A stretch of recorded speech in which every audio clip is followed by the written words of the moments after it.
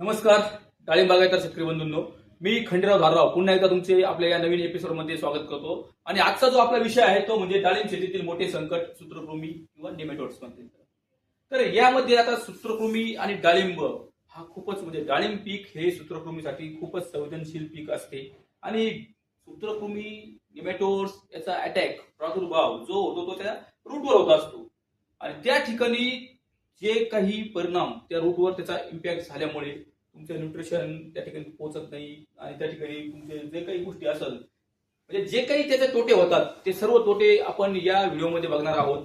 त्याचप्रमाणे या व्हिडिओमध्ये आपण त्यावर जे काही उपाययोजना असतील, मग त्याच्यामध्ये तुम्हाला जैविक उपाययोजना असतील, केमिकल उपाययोजना असतील किंवा बेसल डोस मधील असतील, सर्व उपाययोजनांची आपण या ठिकाणी इत्यंभूत माहिती या व्हिडिओमध्ये घेणार आहोत. तरी कुणी या ठिकाणी व्हिडिओ स्किप नका करू आणि शेवटपर्यंत व्हिडिओ पहा. तर यामध्ये आपण सूत्रकृमीचा जो विषय असेल तर इथं जर बघितलंच तर मेन म्हणजे बहुतेक शेतकऱ्यांना सूत्रकृमीची लागण आपल्या रूटवर झाली आहे की नाही हे कोणाच ओळखता येत नाही आणि भरपूर लोकांना त्याची माहिती नसते. तर ती माहिती असणं हे पण गरजेचं आहे.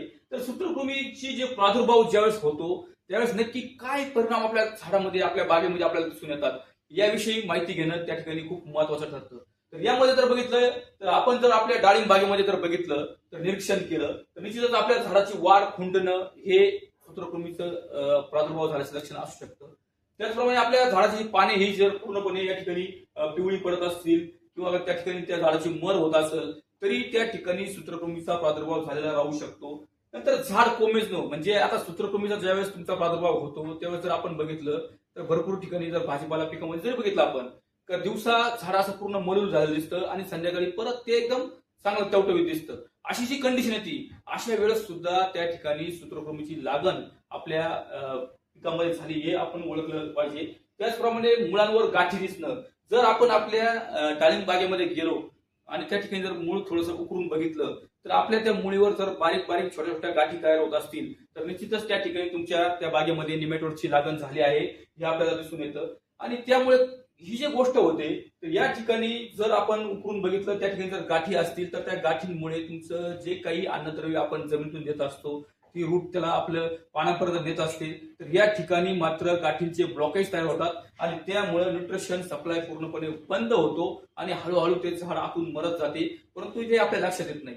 मग अशा गोष्टी करून त्या लक्षणं आपण ओळखणं हे खूप गरजेचं आहे. तर ते पण आपण बघितलं पाहिजे आणि त्यानुसार आपण काम केलं पाहिजे. आता सूत्रकृमीची ओळख आपण पहिले म्हणजे आता सूत्रकृमी म्हणजे काय असतं, सूत्रकृमी कसा दिसतो, सूत्रकृमी कसा प्रादुर्भाव करतो, त्याचे प्रकार किती आणि डाळिंबामध्ये नेमकी कोणता सूत्रकृमी त्या ठिकाणी आपल्या डाळिंबामध्ये अटॅक करतो याविषयी सुद्धा आपण सविस्तृत माहिती घेणं त्या ठिकाणी गरजेचं असतं. तर सूत्रकृमीचा आकार जर बघितला तुम्ही या ठिकाणी बघत असाल तर सुईच्या टोकासारखं त्या ठिकाणी तुम्हाला त्याच्या बाजूने दिसतं, त्याला आपण स्टायलेट म्हणतो की जे ते तुमच्या रूटमध्ये खुपसून त्या ठिकाणी न्यूट्रिशन शोषण करत असतं. तर हे जे सूत्रकृमी आहे या ठिकाणी याचा आकार एकदम सूक्ष्म असतो, 0.2 mm टू 0.01 टू 0.05 म्हणजे इतका सूक्ष्म काही डोळ्यांना आपल्याला दिसत नाही.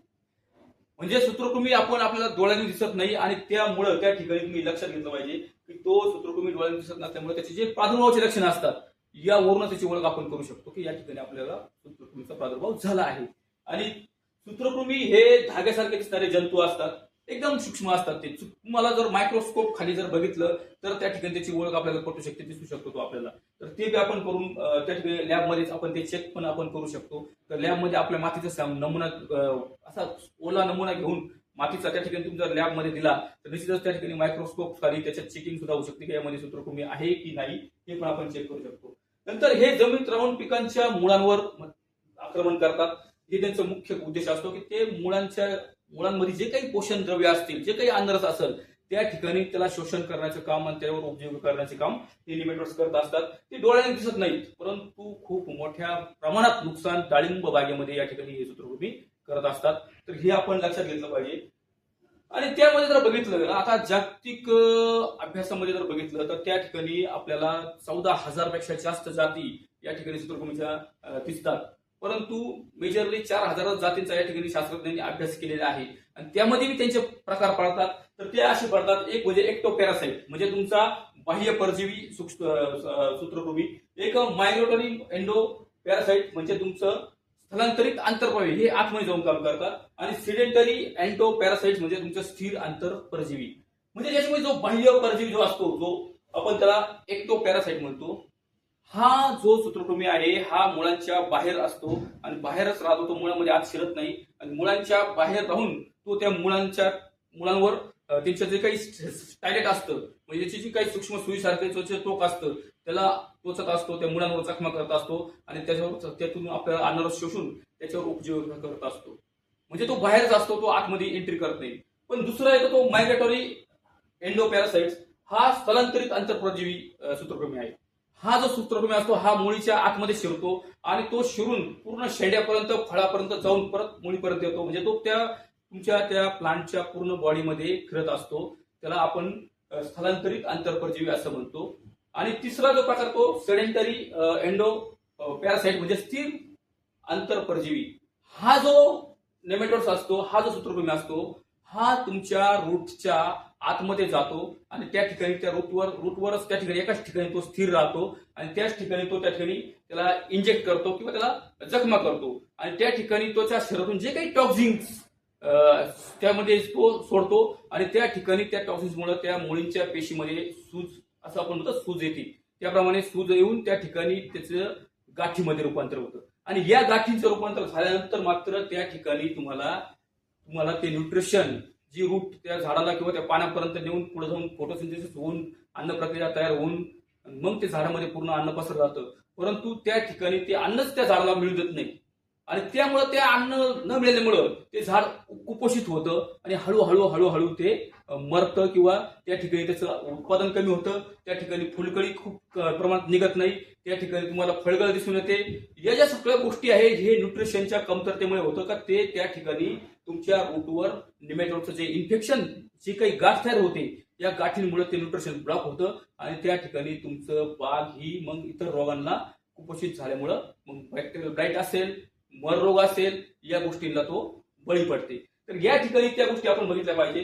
तर जो सेडेंटरी एंडोपॅरासाइट्स जो स्थिर आंतरप्रजीवी आहे, जो मुळीवर त्या ठिकाणी थांबून त्या एकाच ठिकाणी थांबून गाठ तयार करतो, हा रूट नॉट निमॅटोड त्याला आपण म्हणतो. म्हणजे मिलेटिओजिन इकोचिनिटा म्हणजे रूट नॉट निमॅटोड्स म्हणजे मूळगाठ सूत्रकृमी असं पण त्याला आपण मराठीत म्हणू शकतो. हा सूत्रकृमी या ठिकाणी आपल्या डाळिंब बागेमध्ये असेल, पेरूच्या बागेत असेल, या ठिकाणी सर्वात जास्त प्रमाणात आढळतो. आणि जनरली जर हे सूत्रकृमी जर बघितलं तर एक हलकी जमीन असेल, ज्या ठिकाणी दोमट जमीन असेल, अशा ठिकाणी मात्र त्या ठिकाणी या सूत्रकृमीचा प्रादुर्भाव सर्वात जास्त प्रमाणात होतो. ज्या ठिकाणी भारी जमीन आहे, ज्या ठिकाणी एकदम भारी जमीन असेल, काळी जमीन असेल, तर अशा ठिकाणी मात्र त्याचा प्रादुर्भाव थोडा कमी असतो. परंतु हलकी जमीन, वाळू मिश्रित जमीन म्हणजे दोमट जमीन आपण म्हणतो, तर यामध्ये मात्र या सूत्रकृमीचा प्रादुर्भाव सगळ्यात जास्त प्रमाणात असू शकतो. तर याचा पण आपण विचार केला पाहिजे. मग आपल्या जमिनीनुसार आपण ते बघितलं पाहिजे आणि निश्चितच सूत्रकृमीचा ज्यावेळेस तुमच्या पिकावर प्रादुर्भाव होतो तो आपल्या लक्षात येत नाही. त्यामुळे आपण सुरुवातीपासूनच त्या योग्य ती काळजी घेणं गरजेचं आहे. तर ती काळजी आपण काय घेतली पाहिजे ते पण आपण या ठिकाणी बघू शकतो. म्हणजे सूत्रकृमीमुळे काय नुकसान होऊ शकतं हे तर तुम्ही बघू शकता. इथं या मुळांवर गाठी तयार होतात, नंतर त्या दोन्ही अन्नद्रव्य आणि पाण्याचे शोषण कमी होते. निश्चितच आपण या गोष्टी पहिलेच आपण याचा विचार केला आहे. नंतर झाडाची प्रतिकारशक्ती कमी होते, साहजिकच आहे. जर न्यूट्रिशनच मिळालं नाही तर झाडाची प्रतिकारशक्ती 100% कमी होणार आहे आणि कमी प्रतिकार शक्तीची जी काही बाग असेल, जी काही डाळिंब असेल, त्या ठिकाणी वातावरणानुसार येणारे जे काही रोग आणि किडी या सर्वात जास्त प्रमाणात राहू शकतात किंवा त्याचं ऍव्हरेजली उत्पादन खूप कमी राहू शकतं. फ्लॉवरिंग त्याची चांगली राहू शकत नाही, सेटिंग त्याची प्रॉपर होत नाही. म्हणजे कोणत्याही स्टेजला या निमॅटोडचा अटॅक होऊ शकतो. मग ती तुमची प्रायमरी स्टेज असो किंवा तुमची फार मॅच्युरिटी स्टेज असो.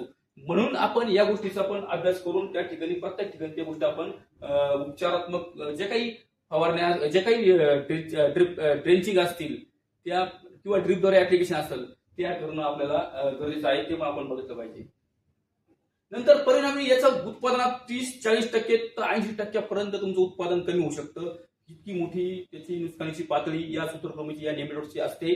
म्हणून या ठिकाणी तुम्ही ती गोष्ट पण लक्षात घेतली पाहिजे. आता इथं जो चार्ट आपल्याला दिसत आहे तर या ठिकाणी बघितलं तर या ठिकाणी ते निमॅटोडच्या मादी या ठिकाणी अंडी घालतात. त्या अंडीला सुद्धा असे पुंजक्याच्या स्वरूपात अंडे घालतात आणि त्याला सुद्धा एक असं कव्हर अप असतं त्या अंडी पूर्ण. त्या अंडी कव्हर अप असतात. त्यानंतर त्याची सेकंड स्टेज जी असते, सेकंड पिल्ल म्हणजे पिल्लावस्था, आपण पहिली पिल्लावस्था आणि दुसरी पिल्लावस्था. ही पहिली आणि दुसरी जी पिल्लावस्था असते ही सर्वात जास्त घातक असते आणि या ठिकाणी सर्वात जास्त त्या ठिकाणी रूटला जखमा करण्याचं काम हे निमेटोड्स करत असतात आणि नंतर त्या रूटच्या आतमध्ये जातात आणि नंतर पुन्हा त्याच्या हळूहळू त्याच्या गाठी तयार करून या ठिकाणी पूर्ण मुळीवर त्या ठिकाणी गाठी तयार होतात आणि त्या ठिकाणी न्यूट्रिशन तुमचं ब्लॉक होतं.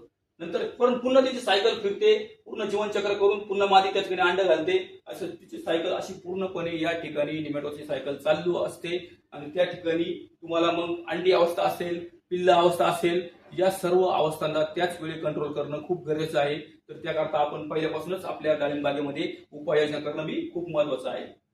आता उपाययोजना करायचं म्हटलं तर सगळ्यात महत्वाची गोष्ट ही आहे की डाळिंब हा विषय असा आहे की डाळिंबामध्ये सूत्रकृमीचा विषय कधी येतो की ज्या वेळेस तुमच्या टेम्परेचर 20 ते 30 डिग्री सेल्सिअस असेल आणि त्या ठिकाणी पाण्याचा निचरा झालेला नसेल, म्हणजे त्या ठिकाणी मॉइश्चर लेवल चांगले असेल, तर अशा ठिकाणी मात्र नेमॅटोडचा जास्त अनुकूल वातावरण तयार होतं आणि त्या ठिकाणी म्हणूनच आपल्या जमिनीमध्ये पाण्याच्या निचऱ्याची योग्य व्यवस्थापन करणं हे खूप महत्वाचं आहे. नंतर निरोगी व रोगमुक्त रोपटे वापरा, कारण निमॅटोड्स आपल्या जमिनीत कुठून येतो हे पण आपण शोधलं पाहिजे. मग त्या ठिकाणी जर तुम्ही एखाद्या नर्सरीत गेले असाल आणि त्या नर्सरीवाल्यांनी जर समजा त्या ठिकाणी हुंडी जी गुटी कलम भरलेली असतील, ती माती जर कधी त्या मातीतच निमॅटोड्स असेल आणि तीच माती तुमच्या त्या गुटी कलमांबरोबर तुमच्या जमिनीत लागवडीच्या वेळेस येत असेल आणि त्या ठिकाणी नॅचरली त्या ठिकाणी तुमचा निमॅटोड्स तुमच्या बागेत पण येऊ शकतो, हे पण लक्षात घेतलं पाहिजे. नंतर त्या ठिकाणी तुम्हाला सगळ्यात महत्वाचा मुद्दा म्हणजे जैविक खतं आणि सेंद्रिय खतांचा वापर त्या ठिकाणी आपण वाढवला पाहिजे, हे पण गरजेचं आहे.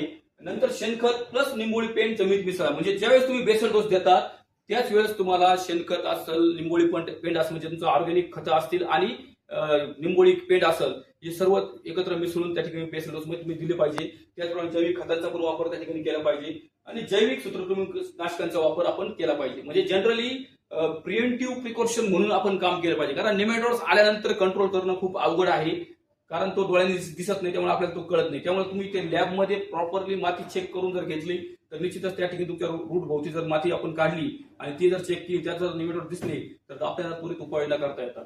परंतु त्या ठिकाणी आपण लक्षात घेतलं पाहिजे की या ठिकाणी समजा आपण जे काही नियंत्रण करतोय, सूत्रकृमी नियंत्रणासाठी आपल्याला फायदेशीर जीवाणू व बुरशी, म्हणजे आपल्याला 2-3 पर्याय असतात. एक तर आपण बेसल डोस मध्ये निंबोळी पेंट वापरू शकतो, करंज पेंट वापरू शकतो, एरंड पेंट वापरू शकतो, मव्याची पेंट वापरू शकतो. या ज्या काही पेंडी आहे या पेंडीचा वापर आपण त्या ठिकाणी आपल्या बेसल डोस मध्ये करू शकतो.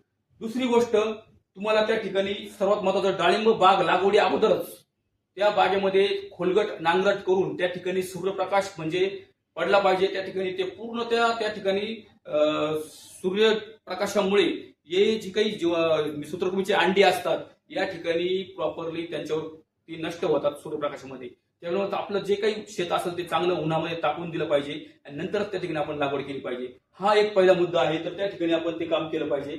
नंतर तुम्ही जर बघितलं आपण जे काही जीवाणू आणि जे काही बुरशी आहेत, जे तुम्हाला प्रिव्हेंटिव्ह प्रिकॉशन मध्ये आपल्या शेताच्या जी काही रूट झोन आहे, जो काही मायक्रोबियल ऍक्टिव्हिटीज त्या ठिकाणी चालते, तर ती या सर्व बॅक्टेरिया असेल किंवा फंगस असेल, हे तुमच्या रूटच्या रायझोस्पियर एरियामध्ये चालू असते. तर या ठिकाणी जर आपण जीवाणू व बुरशींचं योग्य वेळी योग्य ट्रेंचिंग असेल किंवा ड्रिपद्वारे जर सोडले तर निश्चितच त्याचा फायदा होईल. तर त्यामध्ये जर पहिलं बघितलं तर पॅसिलोमायसिस निलेसन्स, म्हणजे तुमचं ही जी काही फंगस आहे ही त्या ठिकाणी निमॅटोड्सला खूप चांगल्या प्रकारे त्याच्या अंड्यावर पण काम करते आणि त्याच्या पिला अवस्थेवर बी चांगल्या प्रकारे कंट्रोल करते. तर या ठिकाणी ही जी फंगस आहे पॅसिलोमायसिस निलेसन्स, हिचा वापर आपण करू शकतो. नंतर ट्रायकोडर्मा हार्जेनियम जी काही फंगस आहे हिचा वापर सुद्धा आपण चांगल्या प्रकारे त्या ठिकाणी सूत्रकृमीच्या प्रिव्हेंटिव्ह प्रिकॉशनसाठी करू शकतो. नंतर क्लॅम्बोस्पोरिया पोचोनिया ही एक फंगस आहे, ही बी पिल्ल्या अवस्थेमध्ये खूप चांगल्या प्रकारे कंट्रोल करण्याचं काम सूत्रकृमीला करू शकते. नंतर बॅसिलस फर्मस हा जीवाणू आहे, ते पण काही प्रमाणात त्या ठिकाणी तुमच्या निमॅटोड्सला कंट्रोल करण्यासाठी काम करतात. नंतर बॅसिलस सबटिलस ही सुद्धा जीवाणू तुम्हाला चांगल्या प्रकारे सूत्रकृमी नियंत्रणासाठी काम करू शकतात. आणि बॅसिलस थुरंजियस ही जी काही जीवाणू आहे हे सुद्धा त्या ठिकाणी काही प्रमाणात सूत्रकृमीला नियंत्रणासाठी काम करतात. तर हे जे काही आहेत जीवाणू व बुरशी, म्हणजे तुम्हाला जो काही जैविक उपाय म्हणून आपण ह्या गोष्टींचा पुरेपूर वापर डाळिंबामध्ये करू शकतो. आणि डाळिंब हे पीक असं आहे की ज्या ठिकाणी तुम्हाला जैविक बुरशी असेल किंवा जैविक जीवाणू असतील यांचा वापर खूप महत्वाचा आणि खूप गरजेचा आहे, हे पण लक्षात घ्या. हे जर तुमचं जैविक आणि तुम्ही जर बघितलं या ठिकाणी, आता ही इमेज मध्ये तुम्हाला दाखवले आहे, हे जे काही एग्ज आहेत हे आपण निमॅटोड्स म्हणजे सूत्रकृमीचे अंडी या ठिकाणी तुम्हाला दिसत आहे. आणि या ठिकाणी जे काही आपण पॅसिलोमायसिस असेल त्या ठिकाणी तुमचं स्कॅन्डोस्पोरियम असेल किंवा बॅसिलस, हे काही तुम्हाला याचे हायपी दिसतात, या हायपी त्या अंड्यांना पूर्णपणे जखडून त्या ठिकाणी ते नष्ट करू शकतात. त्याचप्रमाणे इथं तुम्ही बघू शकता या सूत्रकृमीला सुद्धा त्यांचे जे काही हायपी ज्या बुरशीचे वाढलेले आहेत ते त्याच्यावर पूर्णपणे जाळी तयार करून या ठिकाणी त्याला जेरबंद केलेलं आहे आणि तिथं त्याला कंट्रोल करून त्या उपाशी राहिल्यामुळे तो मरू शकतो. त्याचप्रमाणे या बुरशी व जीवाणू यांच्या शरीरातून जे काही टॉक्सिक म्हणजे एन्झाईम्स सोडतात, ते एन्झाईम्स सुद्धा त्या ठिकाणी त्या शरीरात पडल्यामुळं त्याच्या आतमध्ये जातात, पेनिट्रेट करतात आणि त्या ठिकाणी पूर्णपणे त्याला पॅरासाइट करू शकतात. म्हणून त्या ठिकाणी तिथं तुम्हाला या बुरशी व जीवाणूमुळे चांगल्या प्रकारे सूत्रकृमीचे नियंत्रण त्या ठिकाणी मिळते. हे झालं आपलं जैविक बुरशी जे काही असतील किंवा जीवाणू असतील यांचं सूत्रकृमी नियंत्रण.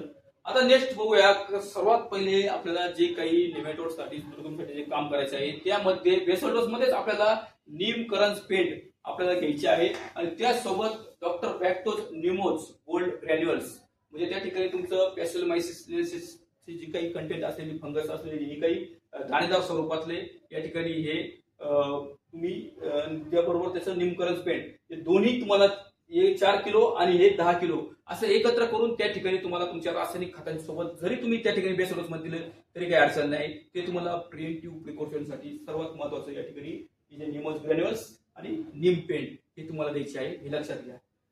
नंतर त्या ठिकाणी जैविक नियंत्रण करण्यासाठी अजून एक तुम्हाला सांगता येईल, तर या ठिकाणी नेमोज 4K जे काही डेक्टोस्पेस प्रोबायोटिक टेक्नॉलॉजीवर आधारित तयार केलेले जे काही प्रोडक्ट आहे याच्यामुळे तुम्ही व्हर्टिसिलियम क्लॅम्बोस्पोरियम पोचेनिया ही जी काही फंगस आहे यासोबत तुम्ही हे तुम्हाला जमिनीतून साधारणतः 500 ग्रॅम आणि त्यासोबत तुम्हाला डॉक्टर बॅक्टोज हर्च 4K हे सुद्धा डेक्टोस्पेस मध्ये प्रोबायोटिक टेक्नॉलॉजीवर आधारित तयार केलेले उत्पादन आहे. हे तुम्हाला ट्रायकोडर्मा हार्जिनियम कंटेंट असलेले हा प्रोडक्ट आणि त्याचबरोबर तुमचं नेमोज 4K आणि हर्ष 4K हे दोन्ही तुम्ही 500 ग्रॅम ते 1 किलो, म्हणजे तुम्ही जर तुम्ही निमेटोडचं निरीक्षण केलं त्याचं प्रमाण जास्त असेल, इन्फेक्शन जास्त असेल तर या ठिकाणी तुम्ही 1 किलो तुम्ही देऊ शकता. आणि ते प्रायमरी स्टेजला तुम्हाला द्यायचं असेल किंवा प्रिव्हेंटिव्ह प्रिकॉशन म्हणून द्यायचं असेल तर या ठिकाणी तुम्ही दुसऱ्या तिसऱ्या पाण्यासोबत त्याला 500 ग्रॅम तुम्ही एकत्र देऊ शकता.